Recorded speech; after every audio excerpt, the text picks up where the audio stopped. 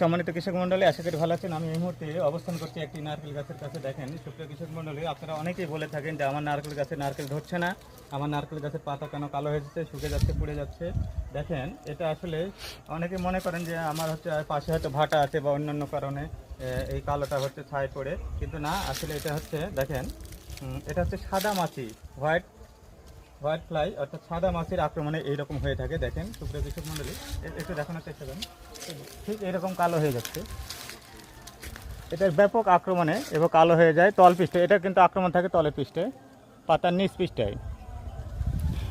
এর ব্যাপক আক্রমণের পরে আস্তে আস্তে পাতা কালো হয়ে যায় এবং শুকিয়ে মারা যায় এবং ফলনে ব্যাহত হয়। সুপ্রিয় কৃষক মণ্ডলী, আপনারা এর জৈবিক দমন হিসাবে সাবানের গুঁড়া অথবা নিমের তেল বা মেহগনির পাতার নির্যাস এটা স্প্রে করবেন নিয়মিত পাতার নিচ পৃষ্ঠায়।